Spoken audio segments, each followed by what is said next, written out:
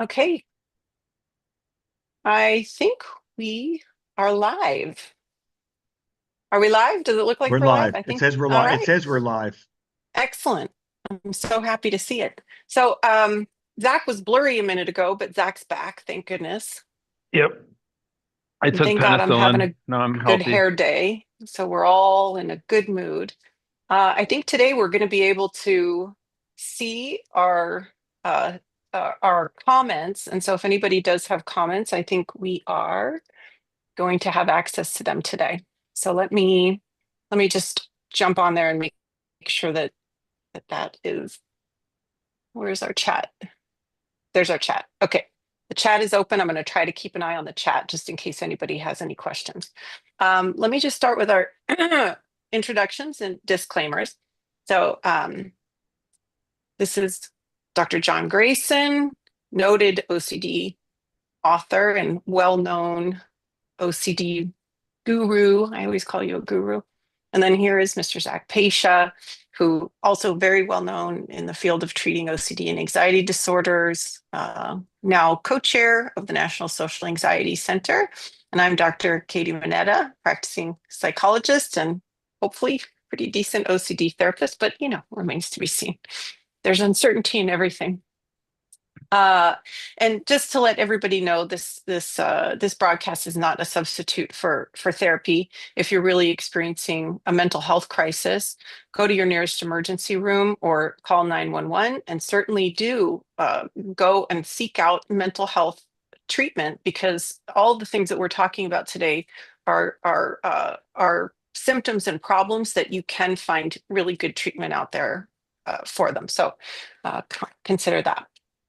All right. So today we're going to be talking about one of our viewers' questions that I thought was just an incredibly astute question, and that really, I think, helps to define some of the fissures that exist in the field of OCD treatment principles today, and that I thought would be a very fruitful conversation for us to have. So I'm just going to read at least a part of the question, but you guys stop me at any time. If you say stop, I want to discuss just that portion of it, and we can stop there. But Stop if it. not, I'm just going to sort of, well, we're not going to stop it before I've read it, Zach. All right. I, no, never mind. So this is from our viewer, Raphael, who says, "We all know that there are no perfect decisions in life. It's unlikely but possible that being reasonable may make me miss a chance to be safer and happier. If that possibility is disturbing me and pushing me to be unreasonable, would learning to accept it help me be more reasonable without having to expose myself to scripts where I imagine doing things that are against my values?" And as the example, Raphael gives us the example of the POCD, pedophile OCD fear, right, that some people with OCD have.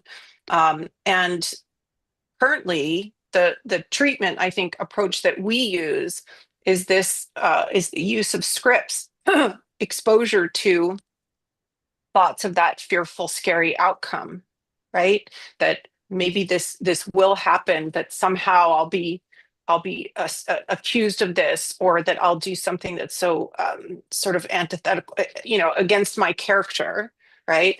And all of the terrible things that would come about because of that situation, and that we consider the idea of exposure scripts to be an important part of the treatment for that.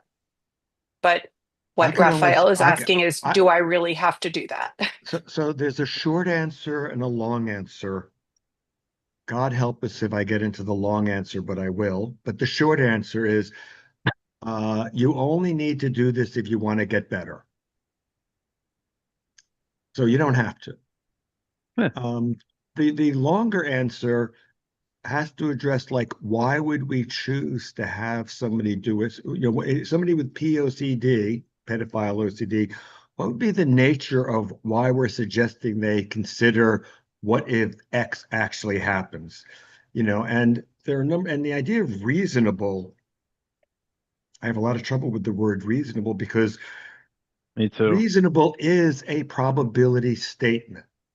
Reasonable, so I never get to do anything where I know for sure. I can't trust my senses to tell me the truth. I mean, if you get married, I say this all the time, sorry for all the people who've heard it, but unless you're psycho on your wedding day, you feel sure you're going to be with this person forever. In the United States, 50% of you are wrong. So I guess if you get divorced after 1 year, you were wrong. 50 great years, you were guessed well. 7 years of bliss followed by 3 years of hell and a divorce. I don't know what you call it, but on your wedding day, what you knew, you didn't know. You felt like you knew it, and it seemed like everything was true. So trusting my senses, you give me anything, and it's like our senses lie, in terms of senses. There are studies of witnesses, seeing a crime or an event. So everybody is seeing concrete, real stuff. And guess what? Witnesses get it wrong. So I don't know what it means Exactly. to trust our senses. I can say we've got probabilities, but probabilities means the worst can happen. So we're not just simply saying with POCD, hey, let's imagine a bunch of awful stuff that you would not want to do. Like, what would be the point of that? Why are we having you do that? It's going against your values. Well, I mean, I guess if your value, if my goal is, hey, I want to have you be a comfortable pedophile, I think we could make a great argument that we're going against your values then, it's like, yeah, well, yeah, what the heck? Let's do that. So, but if your value is, this is ruining my life, this is ruining my And let's just be family's life. clear, that would never be the stated goal of treatment. Let's just be very Well, clear. it wouldn't be by anybody whom we would consider responsible. So if Thank That's you you. right. find the OC therapist where that's their goal, I would suggest leaving them. Yeah. Um, but again, that's just a recommendation. So the issue is like what are we exposing? Your value is, just because I don't like something doesn't mean it's a value. If I have contamination, I say my health is really important, that's a value. Well, if I'm engaging in low probability behaviors to make myself safe and I'm wrecking my life with OCD, sorry, you may not like that, but that is the consequence of your behavior. So you might be doing something that makes you feel safe and you're saying it's your value because it makes me healthier. But in fact, statistically, the amount it's making you healthy, if I'm changing something from 1 in 100,000 chance to a 1 in 1 million chance, that's a tenfold improvement. But it's insignificant compared to all the other things. Because you tell me anything you do, and I will find a bunch of ways you are risking your health even more, to say nothing of the stress you're causing yourself. So the problem is you can't do that OC behavior in an effort to make things perfect and not be anxious, risk your health, and screw up everybody around you. Going back to POCD. So Hmm. the issue is that the person with POCD can usually say, I don't want to be a pedophile. Cool, that's a plan. But they're afraid, maybe I am. They're afraid, how do I know I won't do it? Or it's even like, maybe I'll do it, but what if I really like it? And there are all these questions. So All right. if we do the gun test, which is never tells us truth, it's just kind of going like, well, here's a guess. And maybe in the gun test, you'd guess I'm not going to be a pedophile. But the issue is, I don't want to be a pedophile no matter what. And I can talk till I'm blue in the face, but I can't prove to you you'll never be one. Now, if the goal of treatment is we think that you becoming a pedophile is really low probability, to get you comfortable with low probability, sure, that is our goal essentially, because our lives are full of a zillion low probability things that we cope with constantly without fear. And yeah, so the goal is to not be afraid of low probability. I don't want to be in a car crash. I might be in one. I can't drive if I'm unwilling to be in a car crash. But I'm really, I go with the odds. But that doesn't mean it won't happen. Don't want to die of a heart attack. Doesn't mean it won't, there's just a zillion things that might Yeah. get me at any moment. And certain things may be incredibly low probability, but it doesn't mean they're impossible, you know, really unlikely. So go back to pedophile. Here I have this fear. And so part of the exposure, what I'll always ask somebody with pedophilia, what if you wake up tomorrow and you discover you're a pedophile? That is, you wake up and you know that, like, being with a 5-year-old, oh my God, that is incredibly exciting. You have no doubt you're getting aroused and it would be fantastic. What would you do? Now, if the person says I'd kill myself, we have to amend the hypothetical situation. Like in this scenario, you're condemned to life. Now, what would you do? Now, what And would you do? yeah, because how would you live that way? Because you know what? And they'll they're obsessing. They have to stay away from children. To which I'd ask, I'm just curious. Currently, if you see somebody whom you would think is an appropriate person to find attractive, and you find them, generally go up to them and ask if they'll sleep with you. Most of the time, people have told me no, which I think speaks to their social skills. It's like, wait, you can find somebody attractive and not ask them to sleep with you? How can you do that? You can have arousal and not just go after it. So you could be a pedophile and not go after it. And you know what? I don't know for sure, but I would bet that there are a bunch of people who have pedophile urges who don't tell anybody and would never do it. And because they think it's wrong. So they just walk around, they have those urges, but they're not going to give in to them. And sometimes people will tell me, yeah, well, that would be bad. I'd be a bad person, which I'm not sure because like I don't really ask to be attracted or not attracted to something. Like, it's like OCD. I don't have a choice whether I have OCD or not. I have a choice about what I do about it. I don't necessarily have a choice of what I'm attracted to, but I get a choice about what I do about it. Again, most of us, anybody who wants a monogamous relationship is going to find other people attractive. And the goal is like, yes, I don't have to give into that attraction. It doesn't make them any less attractive. So, but when they're saying how bad they'd be, I'll say like, so if you had a SIB, I love it if they do have a SIB, and they came to you and said, listen, I got to confess this to you. I have these urges where I like really want to mess with little kids, but I would never do that. But I just feel really bad. Would you tell them that they were bad? Would you tell them they should be locked up or whatever? For some reason, people are always nice to their SIB. I mean, at some point I will, but if they are, it's like, okay, so you have a double standard. You're bad, but your SIB is somehow forgivable. Why do we go through that mental exercise? Because the individual is going like, I don't want that to be true. Oh my God, it can't be true, it can't be true. And I don't want to be a pedophile, as far as I know.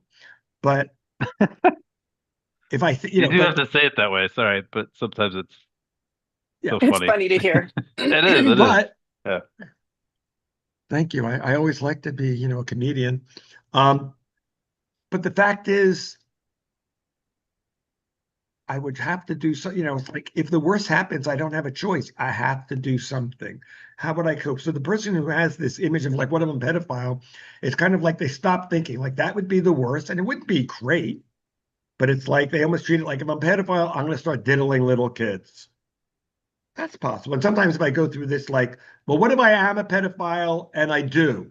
Oh, okay, yeah, you're going to get in trouble.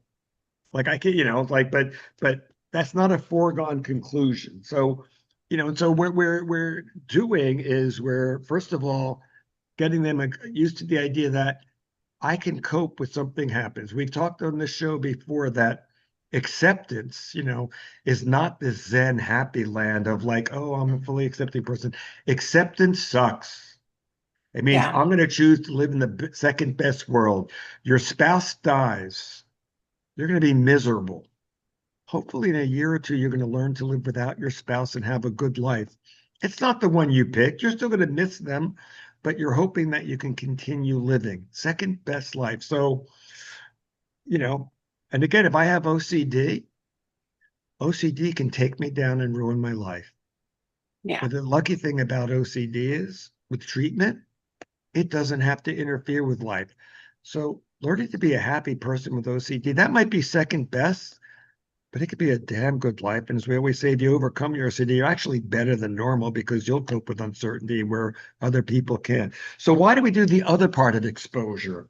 And by the way, exposure doesn't mean like I'm going to have a scene where I'm going to have you focusing on a little 5-year-old and doing a really explicit sex scene of you Yeah, doing let's, all and this stuff to them. John, I Yeah. think that this is an important distinction too, for people to understand that The when we're highlight. talking about, yeah, that when we're talking about doing exposures, we're not talking about coming up with some like vivid mental image of doing something that's against your values. It's more about the idea of, if this came to pass, how would you cope There are with the always subtle outcome? limits, right? I mean, like Yeah. with contamination, yeah, I do things that people would agree or feel like that is incredibly disgusting. However, Yes. in terms of Yes, you do, literal, in John. terms, Yeah, you do. thank you. But in terms of literal safety, the things that people regularly do and live with comfortably all the time. And the only thing about what I'm doing is it's more obvious, but it's not like, I'm not saying we're looking for needles in the street and we're going to stab ourselves with them because, odds are in our favor. But we're doing stuff that potentially risky. And, since 1979, I haven't died, nor do I have a trail of death and illness behind me. But back to pedophile. So, right. So we're But not then going to again, do, you're fully vaccinated, so for another well, day. in a way, and there's some evidence for this, doing all these exposures has Yeah. probably increased the biodiversity of my microbiome, making me stronger. So I'm looking forward to the day where I have to treat somebody for OCD. It's like, no, you can only go in the dumpster for 5 minutes once a week. You cannot spend 6 hours in there improving your microbiome. However, John, you're Contamination going to plus outlive us perfectionism. all. That's right. Exactly well, I'm going to be right. I hope perfectly me outliving you. contaminated. I hope that's not because you're going to die young. Uh, so I hope. Well, thank you very much for that. I appreciate that. yeah, But yeah. no, go on. So Yeah. so what is the pedophile exposure? And the exposure we're going to do is generally, um, and I have to look at sexual pictures of kids engaging in sex, which is good because that's illegal. Right. But the person's constantly checking themselves for arousal. And they're constantly like, do I like this? Do I like this? Now, that's a useless check. And why is it a useless check? If I focus on my genitals and I feel like something, I will feel something. So I don't really get to know, is that because I'm focusing on it or because I'm looking at it? Secondly, I do this disturbing thing where I have some pictures from those little contests where like little girls, they're in beauty pageants, they're Uh-huh. horrible little things, like John Benet Jean Ramsey, Benet. Yeah. Uh, and I have some pictures of those that I will show people because here's the thing that's terrible to say, but it's true. First of all, the pictures are incredibly sexualized, and to say that is like you're looking for at this sure. little girl and like she's dressed to look up something, but within that, there's some way she look good, like her legs look good. Sorry, that's true. Like, you can't know what It you was don't know. intentional. It Yeah, oh wasn't Yeah. yeah. accidental. Right, Yeah. right. And So and of and course. so and so and so I Yeah. think if I have OCD, if I don't have OCD, I just let my usual outrage of like, how can they do that? That's horrible. Ah, but the fact is she has good looking legs. Um, so if I have OCD and it's like she has good looking legs, oh my God, am I attracted to them? Let me think. And then I'm just going in this cycle. So I it's love like, the glance down, John. But Right. that's realistic. I well, know that's a it great, is. That's so completely realistic. Katie's losing it this episode, Zach. I don't know. It's really scary if you I and I guess have to be the sane ones. I'm we'll sorry. do our Okay, go ahead. Go best. ahead. That's all Go, right. go, go. But Sorry. the point is that at the end of the day, like this person has to be comfortable. Yeah, you'll see some kids, Yeah. and it's Yeah. like, yes, you might think they're good looking, but the bottom line is, I have to get used to that and hope that, my concern is OCD. The arousal, if it's arousal, I can't tell because again, a really horrible thing that happens to women who are getting raped. A good portion of women who are getting raped will lubricate. A Yep. smaller group will actually have orgasm. And this is a Yeah. nightmare for them because, you feel violated and there's a part of you screaming like, I didn't like that. Did I like it? And it's like the body has no choice in responding. So even a Right. Absolutely. response doesn't tell me anything. And when you So talk to It's not the people proof. who Right. When you Yeah. talk to people who were molested as children, often that creates this terrible experience of feeling like they were to blame because they Right. enjoyed the experience, but the body is We're what it part of it. is. Yeah, and so Yeah, part of so it. so so with the pedophile, we're gonna kind of get used to, yeah, you're gonna see kids. Some kids are gonna be good looking, and we're not gonna call you a pedophile until you tell me you have absolute certainty that would be the best thing ever. And I always have to say, it can't be like you're afraid you have absolute certainty and you have to test it. This has to be, oh yeah, this is what I want to do. And Right. this goes across the board. If I talk about somebody, either they're, somebody who's afraid, like, how do I know I'm not going to be, I'm not going to cheat on my partner because I see other people who are attractive. Well, in that case, we actually think it's appropriate. If you go to the beach, you're probably going to see a bunch of attractive people. Right. It's like, and again, generally, you probably just don't run up to all of them and find out if they'll sleep with you. Um, so being able to, there's, we are creative people. And so it's learning that I can have thoughts, I can think about things that are terrible.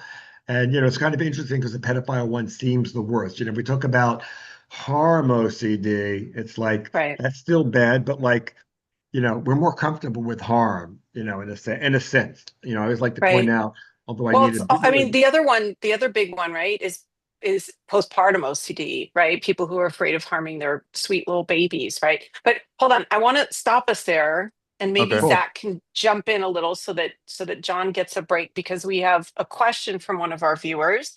Oh, So, cool. any strategies on, and I'm happy the chat is actually working, but I'm actually, just to let everybody know, I'm not confident I'm actually seeing all the messages from the different platforms that we're Katie, streaming on. Katie, don't worry Yeah. because we won't have time to answer them all anyway. So it's I okay. know We'll that's do as true. good as we Okay. can. We'll do as good as we can. So, any Sure. strategies on how to stay persistent in treatment? As some OCD sufferers now think and act OCD, moreover, think OCD sort of it's in autopilot, right? Because Mhm. we've lived for a long time doing this, and now it's become a habit, like a habitual thinking pattern. So, particularly for those sort of mental compulsions, et cetera, sort of how do we stay on track when we have this sort of autopilot response? Zach, do you want to?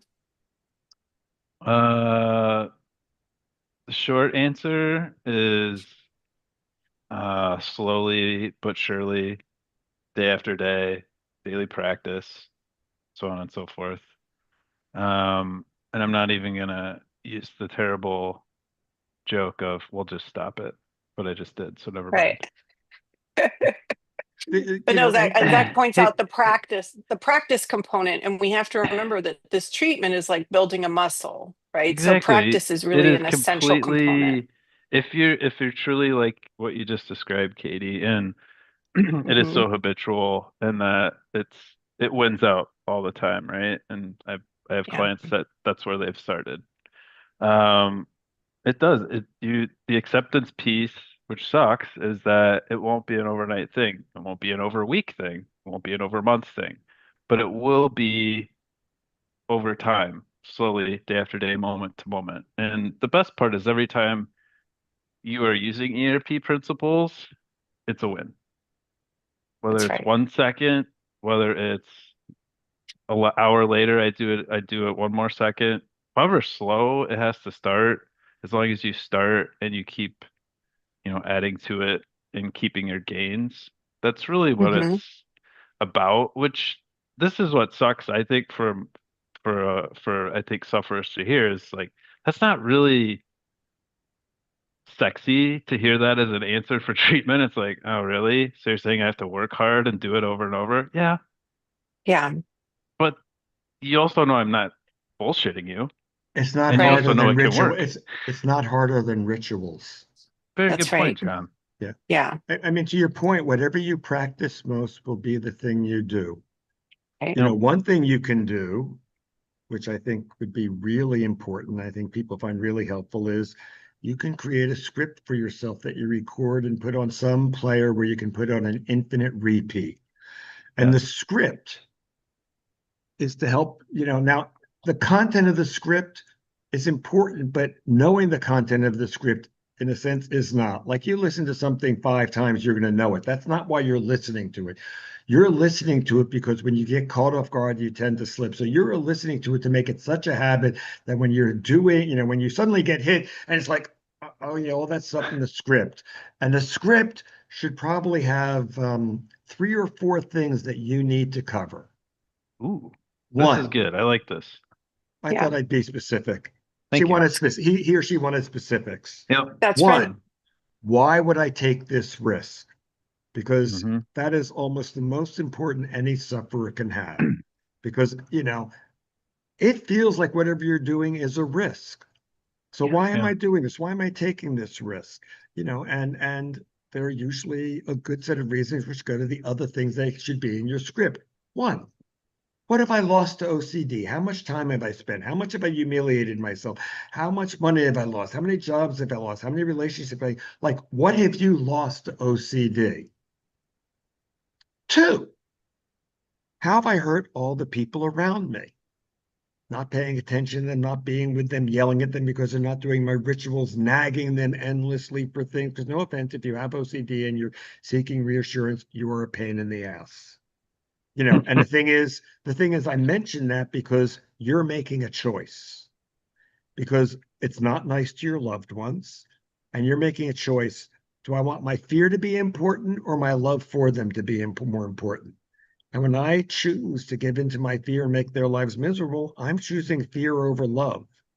And the thing about asking for reassurance, because it's like, but I feel like I need it. But the bottom line is, it's not like it works. It's not like I ask once and I'm done. It's over and over and over and endless. So it's not really serving you, which goes to that's right. the third point. In what ways do my rituals not work? You tell me a ritual, and I will find all the flaws in your ritual so that you either need to be much crazier or give up. And so many times you're doing the ritual, you're not getting the prize. You don't want to help No, the catastrophe happening. I'm sorry. We're all living in a world that might happen. It's like me saying, I don't want to be in a car accident. Outside of not driving, I have no way of not being in a car accident. I have what all of us have. I have the odds, but low odds are not no odds. So you make this tape and you put all this stuff in. Not only you're talking about what might happen from exposure, but you're putting in why I'm doing this. Because the bottom line is, how am I not the person I want to be? Because OCD is not making you who you want to be. And a lot of people have the doubt that they could actually be who they want to be. They may not have that much confidence. I haven't really met that person, so I know I can't convince somebody here who has crappy self-esteem that they can. Mhm. The only thing is, I know they can't be the person they want to be if they won't try. So I'd rather have them risk working towards it. So there is something, because the more you, and I would, how often do you listen to it? I would spend some time actively listening. I'd have time where you're just listening in the background, which is just there, because your OCD never rests. So why should treatment? So yeah, you're Exactly. walking around with this listening all the time, and that way you're screwing up that automatic habit. So I just want to stop you for a second just to reflect on what you just Take a said. drink of water, dude. I Just can't. to Katie reflect, wouldn't let me make coffee before we started, so I'm sitting here with an Okay. empty cup. well, priorities with an empty cup. I didn't force you into that scenario, John. You could have been more prepared. But anyways, I just want to reiterate what John Notice, said. notice So she. what I John's just want to say as talking an about, aside. Notice she talked about what I could have done differently. She didn't deny that she forced me to not get it. true. Oh my gosh, we're Go on, getting more Katie. Go on, questions. mean So Katie. all right. So okay, I know I am mean. I apologize. I have to crack the whip with you too. What am I going to do?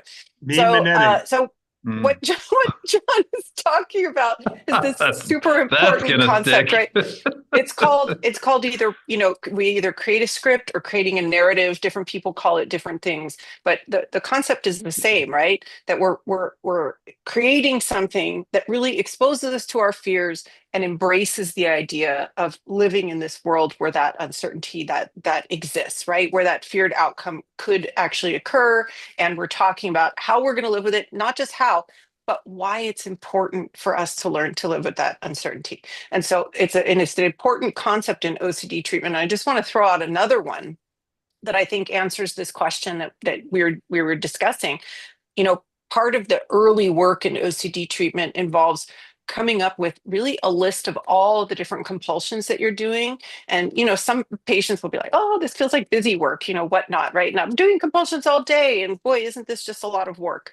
It is a lot of work. But part of what it does is it really helps to focus us on all of those times during the day that we're going to need interventions, right? That we are, so it removes some of that automatic kind of stuff that Yeah. this person was Awareness talking about, building. right? Yeah. Exactly. And And so I we're do like, want to here's when point I something out know. Yeah, about go ahead, that. Zach. Hmm. So I had somebody come back and start working with me again that we'll just say nicely they slip back into old habits. And I looked at records and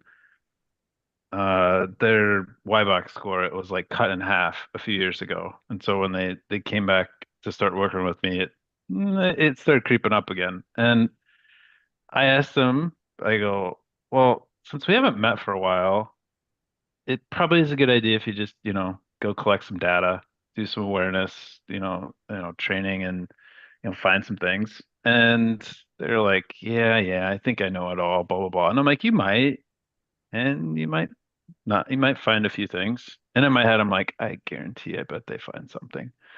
And they come back and they're like, yeah, you were right. There's this, there's this, there's this, and this is a person that's, mind you, has done treatment before, so I consider them a veteran. Yeah, But it just goes to the fact that if you aren't really aware of what's going on, which let's be honest, a lot of us don't have great awareness of what we're doing in life yeah, in general, day to day. that's So, true. uh, I think that is a key piece of you have to figure out where is it actually happening and notice where it's happening. Absolutely.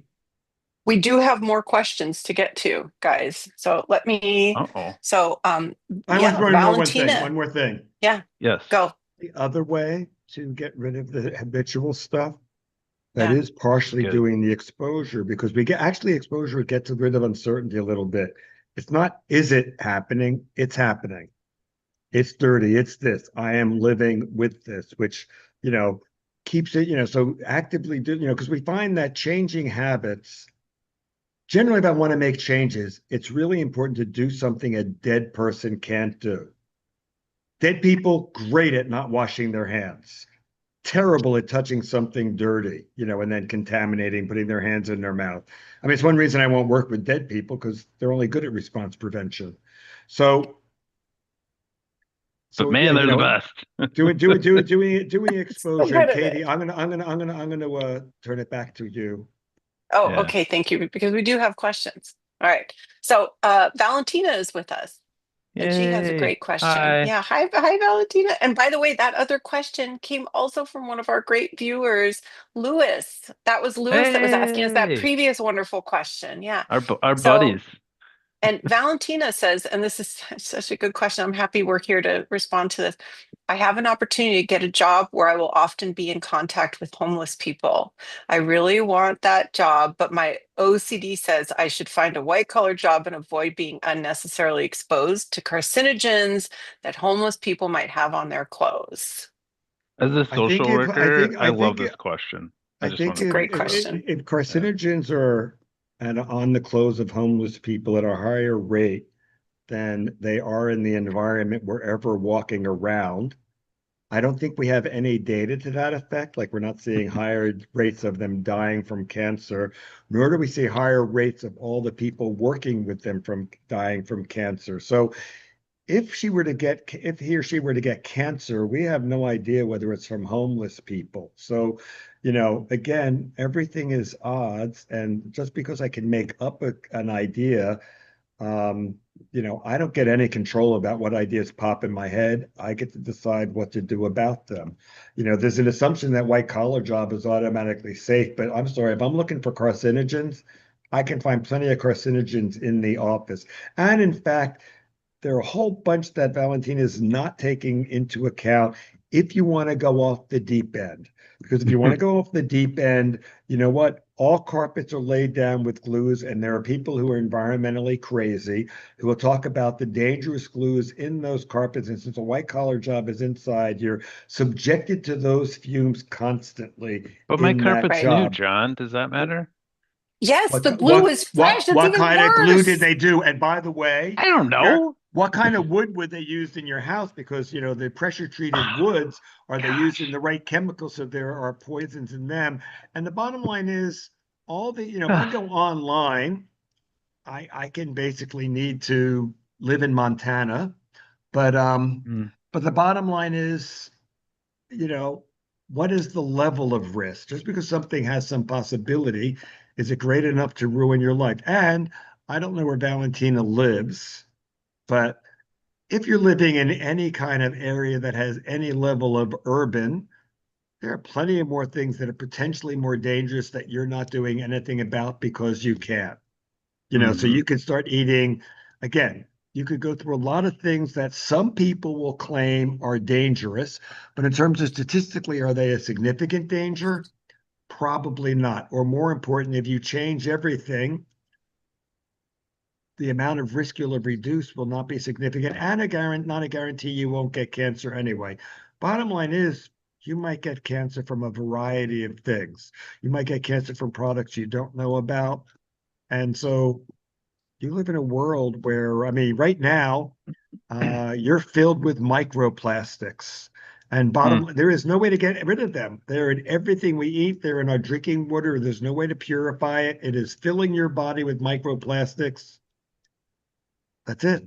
If they're carcinogenic, like we're all subjected to them, and I live in California, we have wildfires. So the rates of that is like apparently that'll increase, probability of lung diseases later. So welcome to climate change. Right. The world, everything is odds.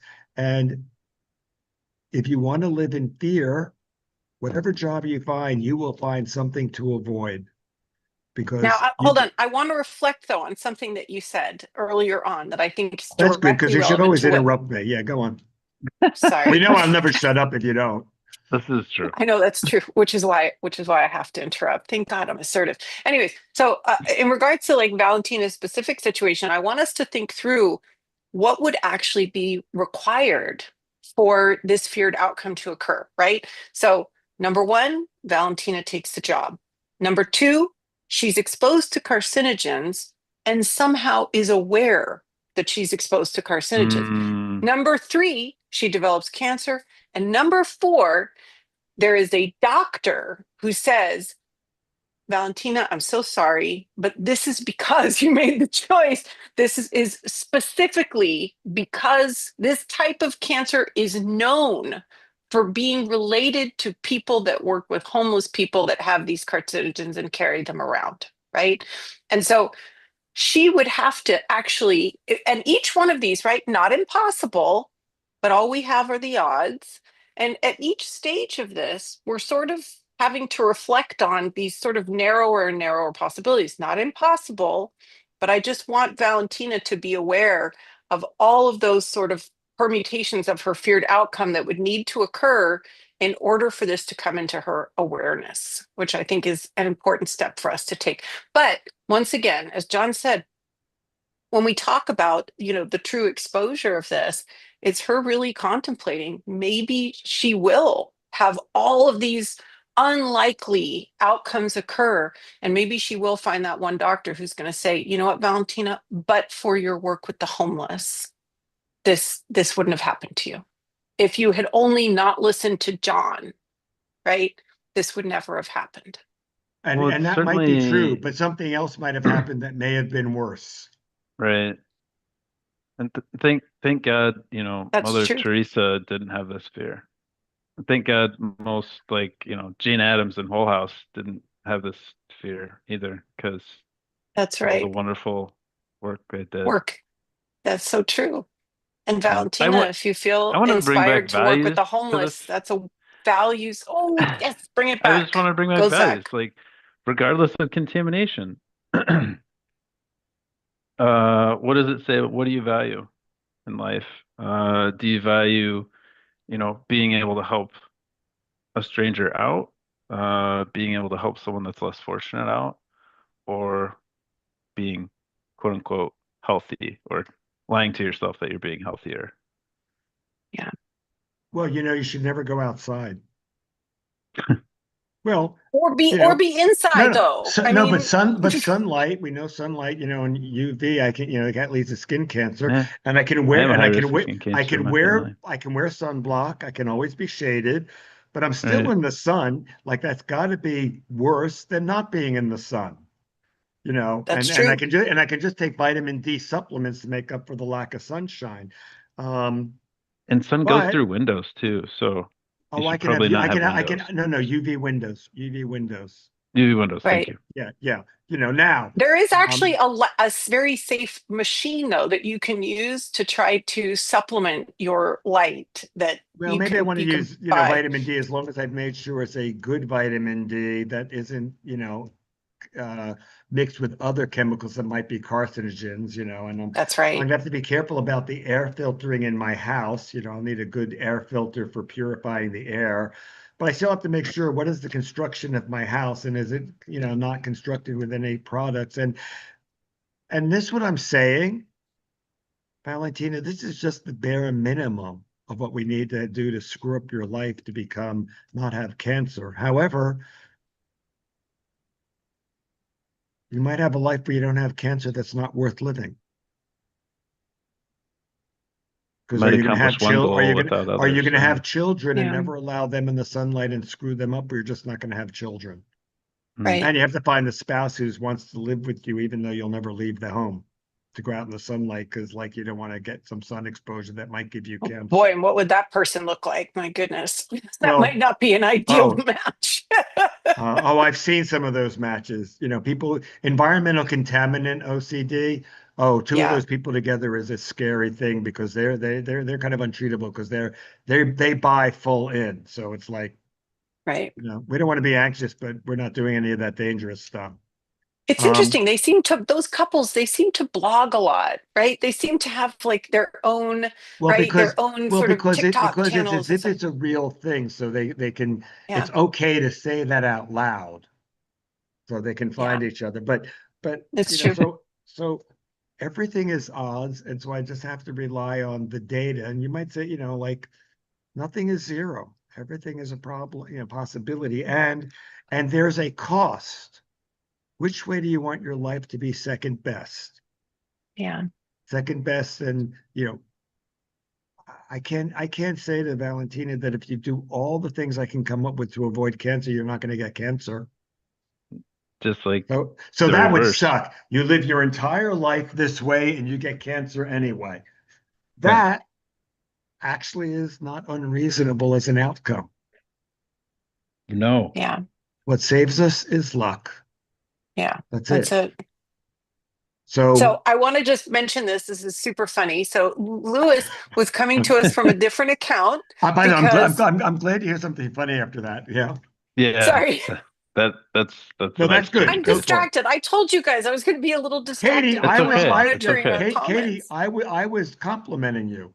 Oh, thank you for my nice, smooth transition, right? Yeah, yeah, yeah. Thank you. Hmm. Anyways, Till you blew it by apologizing.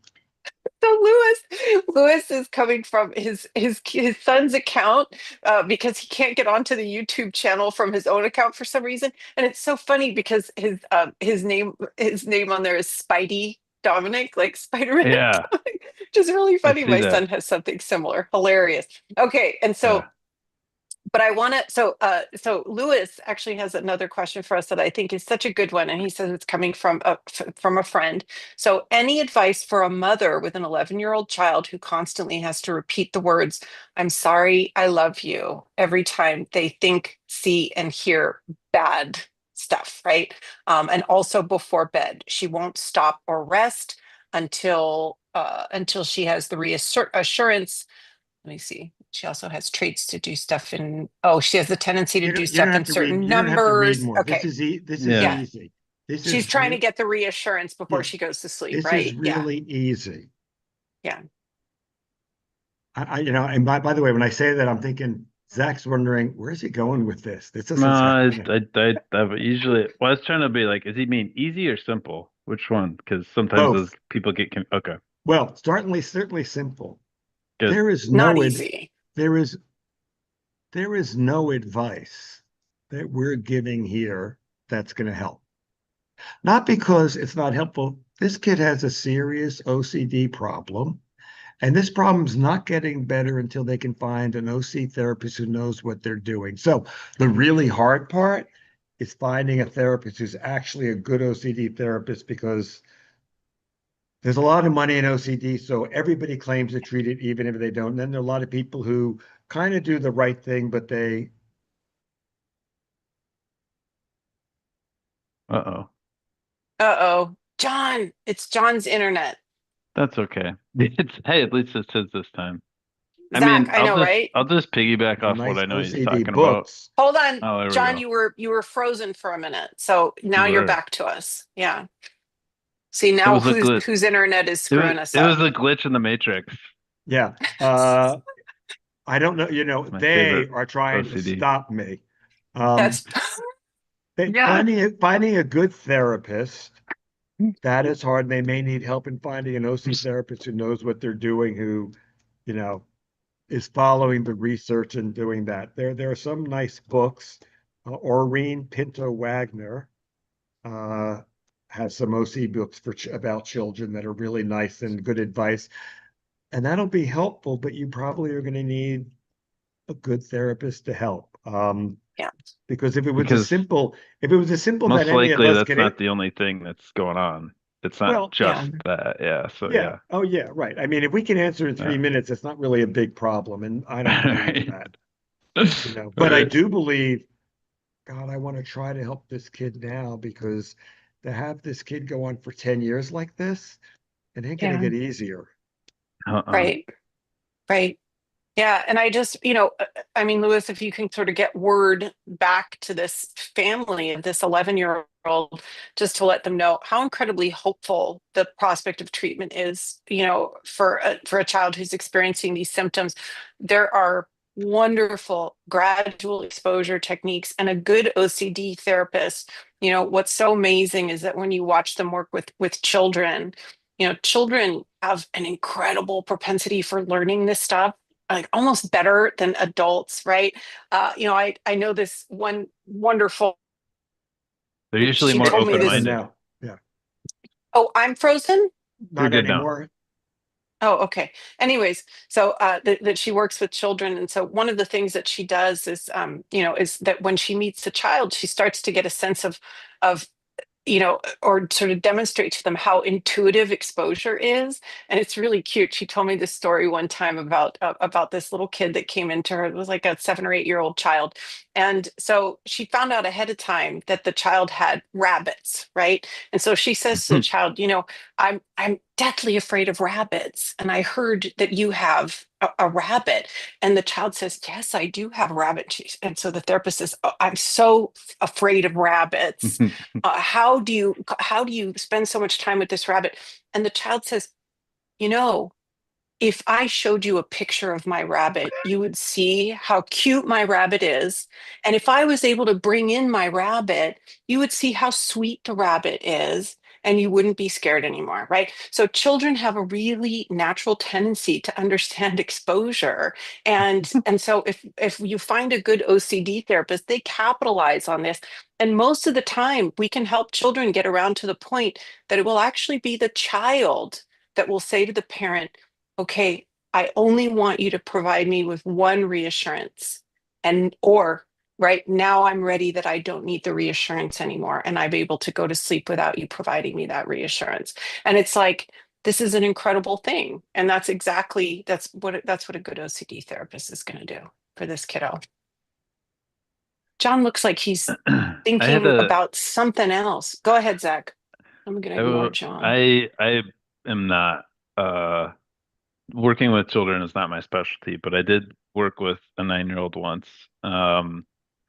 And I'll never forget it because they said something that just it was just so cool. Uh they were in one of the places in the Midwest. I don't remember if it was the one outside Chicago, if it was Oconomowoc in Wisconsin, but they were doing, residential treatment, and they were telling me about it. I was like, for the first 30 days, I like just didn't really do anything, and I watched all these people, and then I saw like some people they like gotta go home, and so I was like, well, I kind of want to go home. So then like I started doing things. And then I noticed that I started getting better, and I saw the people that were still not doing things, and I stayed there. So like I kept doing things, and I got to go home. I Yeah, was like, that's right. Simple as eh, that, I right? know. Yeah. You remind Yeah. me of a young person I was working with, and he was telling me about telling one of his friends about treatment. Yeah, And he said, my therapist tells me to do all this really crazy stuff, but it right, works, so I listen. Not my ideal. I really wish he got it more, but right. it was cute. Yeah, That's right. Yeah. yeah. I mean, but I have actually done some work over the years with kids, and it's like, it's really an incredible thing. But, I think just like adults, right? When they hear an explanation that makes sense, they really embrace it. And so, Hmm. I've treated a lot of kids with emetophobia, right? Fear of vomiting.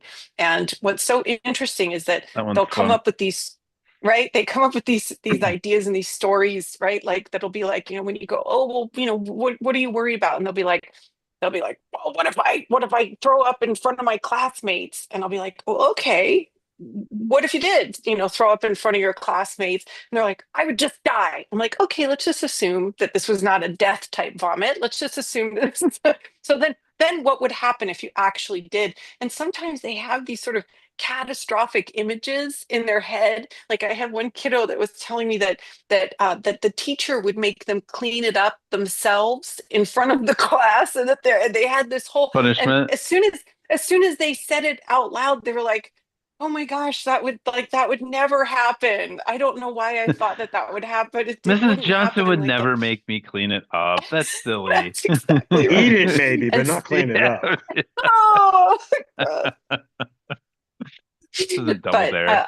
Sorry. I want to say that Lewis tells us that the mom of that 11-year-old was watching, and so and or is watching, and so it's really nice that we were able to kind of speak Yeah. directly to What her. I city are really they? really If she, enjoy what it. city is she Yeah. in? Well, actually, Lewis is in the UK. I don't know if you guys knew Oh, that. No, I Yeah, did but not. Lewis is. what is the mom in the UK, which is a little more I don't know. problematic? I'm not sure. Why is it more problematic? You're going to make recommendations for treatment? Well, there's the slim chance. I mean, there are only a few people I trust anyway, but like, if I know what city she's in, I might have a recommendation. Yeah, Um, the UK is a little bit more rough. right. Hmm.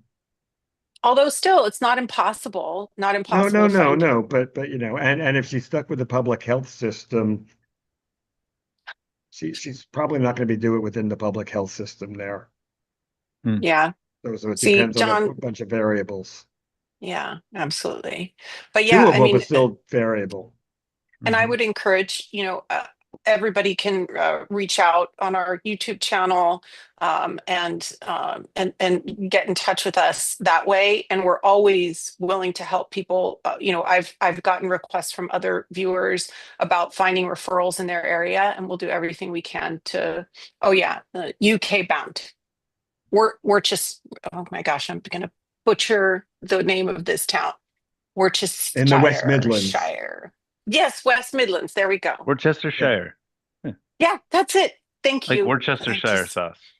Say it's that just five too times many fast. consonants, I think, for me to say. But yeah, Um, and so, but it's not impossible. And so we'll let us see who we can kind of come up with there. But please feel free to have the mom reach out, and we'll do what we can.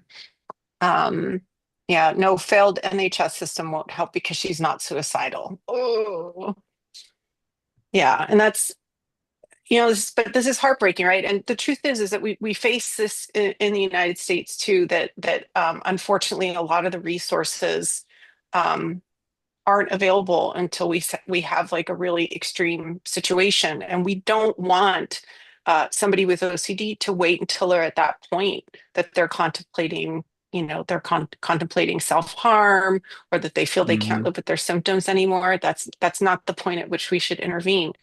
We have to try to intervene sooner. At the very least, we're going to respond with some resources that are appropriate for children, because you know one of the things that I would always recommend to parents and to everybody really that's seeking out their own OCD treatment, go into meeting your new therapist armed with a book that has already trained you to know what you're looking for, right? And so there are a lot of wonderful treatment manuals for treating children, and a lot of self-help books for treating children with OCD. And so I would always recommend that a parent read that manual ahead of time, and then go in, and when they're meeting their therapist, remember, you're interviewing the therapist as much as the therapist is interviewing you. And if you have read, if you're an adult and you've read Jon's book, or if you have read one of these other wonderful treatment self-help books for working with children with OCD, it's amazing. You'll be able to ask questions, and you'll be able to figure out if that person is going to be a good OCD therapist for your kid or for you, right? And so be an educated patient. It will serve you so well. But anywho, we're up against the end of our hour. So any last words, guys? Other than to thank our awesome viewers for participating. It's always wonderful. That is cool. I don't Yeah. think so. I'm looking just so she knows, I'm looking through UK therapists, I love that John's doing it in real time. That's but awesome.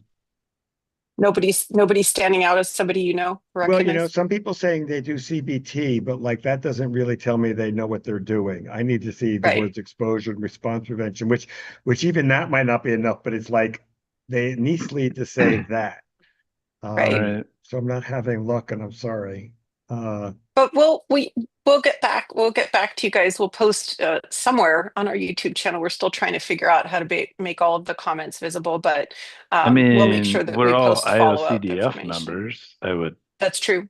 hope the I stands for international. I would hope we would be able to know We can somebody post who the knows somebody. IOCDF link, but if you go onto IOCDF for the UK, it's Mm, uh it's a little hard. it's There sparse. there's yeah, there are some mm, people that are in interesting. London that might be able to provide telehealth, but I think as you go out to like the West Midlands area, people would probably have to drive pretty far if they wanted Oh, in-person I'm finding some in, therapy. oh, that's Worcester. I don't know if that's near Worcestershire.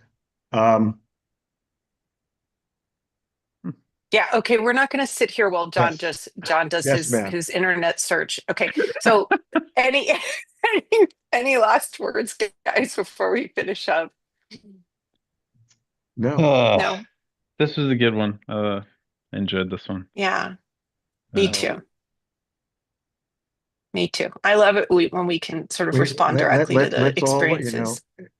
I think it's important for all of us to learn to live the second best life because the first best doesn't exist. It's true. so I Boy, have a question about important that real message. quick for Yeah. you. Why second best? Why not? Maybe it's third or fourth. It could be, but Okay, I'm doesn't matter. but I'm just going with it's not first.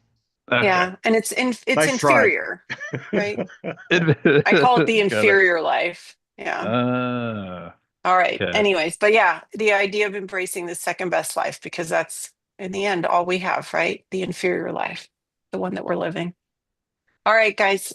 Thank you so much to everybody who participated today. We'll be back on in just a few weeks, 3 or 4 weeks. We'll be back on streaming live. So please come back to us with your questions. We'd love to answer them.